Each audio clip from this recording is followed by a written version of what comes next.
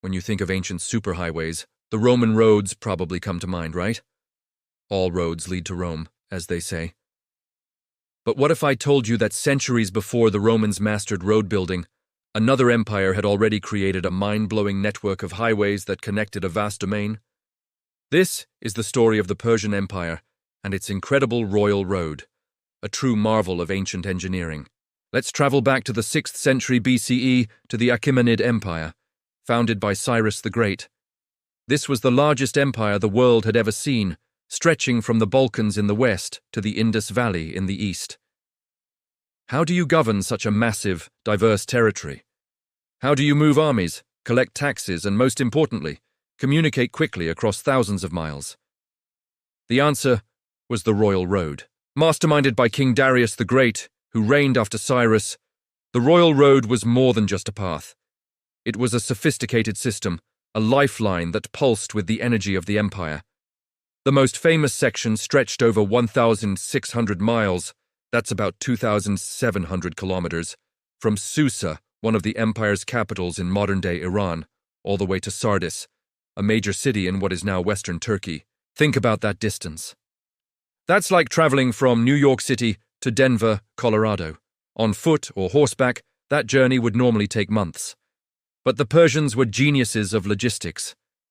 Along the Royal Road, they established 111 posting stations, each spaced about 15 to 18 miles apart, roughly a day's journey. At each station, a fresh horse and rider were ready to take the message and gallop to the next stop. This system was called the Angarium, the world's first real postal service.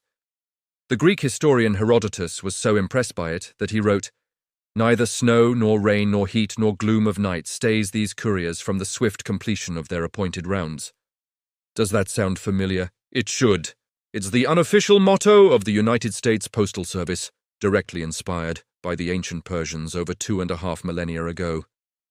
Thanks to this relay system, a royal message could travel the entire length of the road in just 7 to 9 days. An ordinary traveler might take 90 days for the same trip. This speed was absolutely revolutionary.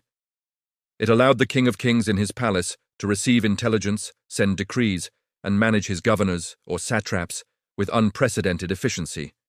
It was the internet of the ancient world. But the Royal Road wasn't just for official mail. It was a bustling artery of commerce and culture. Merchants used it to transport goods like textiles, spices, and precious metals. Knowing the road was well maintained and, crucially, safe. The empire provided security patrols to protect travelers from bandits, making it one of the safest long-distance routes of its time.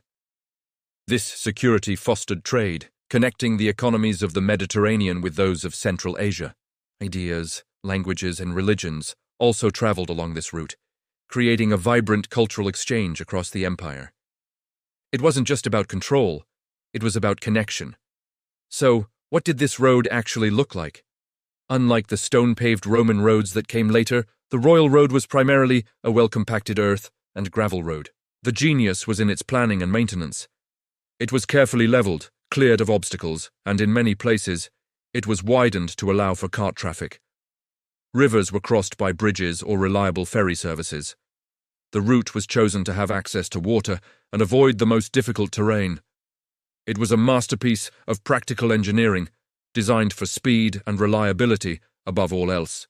The network was even more extensive than that main Susa to Sardis route.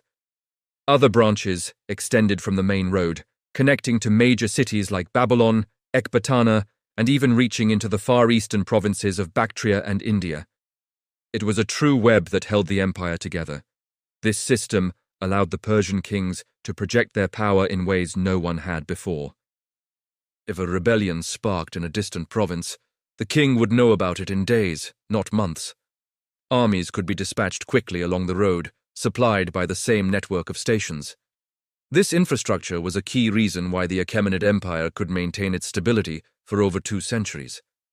When Alexander the Great conquered the Persian Empire in the 4th century BCE, he didn't destroy this system. He used it. He and his successors, the Seleucids, understood the immense value of the Royal Road for administering their own new kingdoms. They recognized that the Persians had created something essential for ruling a large empire. And this brings us back to the Romans. When the Romans expanded eastward, they encountered the remnants of this Persian and Hellenistic road system.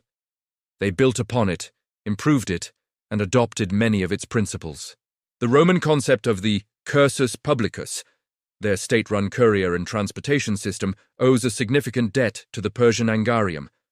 So, while the Romans are famous for their stone-paved roads, the blueprint for a state-sponsored, continent-spanning communication network was laid down by the Persians hundreds of years earlier. The legacy of the Royal Road is immense. It demonstrates that advanced engineering and brilliant logistics are not just modern concepts. It shows how infrastructure can be a tool not only for military conquest and political control, but also for economic prosperity and cultural fusion. It was the backbone of one of history's greatest empires, a testament to the vision of Darius the Great and the ingenuity of the Persian people. Next time you hear about the wonders of ancient infrastructure, remember that before Rome built its famous roads, the Persians had already shown the world how to connect an empire, and in doing so, how to connect different worlds. It's a powerful reminder that history is full of amazing stories that often get overshadowed. There's always more to discover, hidden just beneath the surface of what we think we know. I hope you found this journey back in time as fascinating as I did. Learning about these incredible achievements really changes our perspective on the ancient world. If you enjoyed this video and want to explore more hidden histories and forgotten marvels with me, please hit that like button. It really helps the channel grow. And of course, make sure to subscribe and turn on notifications so you won't miss our next adventure into the past. Thanks for watching, and I'll see you in the next one.